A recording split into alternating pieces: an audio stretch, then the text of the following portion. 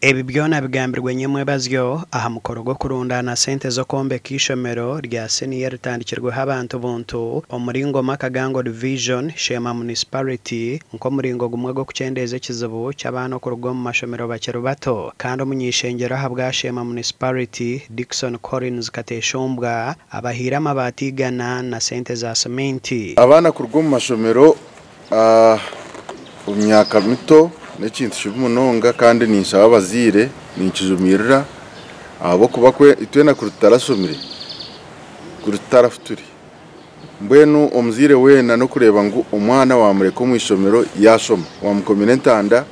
abazire n'abebembezi bo mwanya ogwo borekera gwerarikiriize ahabwo butashoma bw'abana omushwekeki tanga abana barwa mu cyamushanju bakiri bato cyabagemesereza kushwerwa abo kuba amashomero garahari ubundi sinte abazireta bakuzubaza ecya kandi abana babozo bazo mu mushenyi kuno yana mu business yitu no mushenyi wadengura umusente konka abana gubengu bashisha bazayo bakirya abana bato bakikwata sente ato kushoma kubatama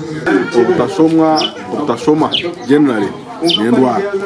especially in Europe. What can you do?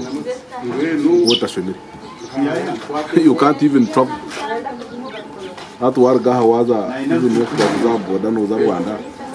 utakumanya zungu utakumanya other languages. How do you do it? Kandi hona twantutana ko mu mwogo ubwo kushomesa abana icweke cyangu nikije kuba nikikorwa abazire nyenda kujumirira ikintu cy'abazira batarukufayo abari kugira ngo abana n'abana bihanga n'abana ba Museveni bakabura gukorera abana babo kutunge birukwetengana mu ngo mu byo bwegese Kateshombwa arabwira abazira kwefaho bakakorera abana babo bitukutara kubarekera government neherezo buhereza konko buhereza wabo tefireho uko muntu aha family yawe nushanga ngo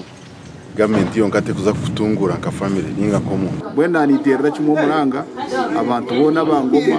n'abanyakiziba nangu nihanga rya no kwatara mutwongerere supporting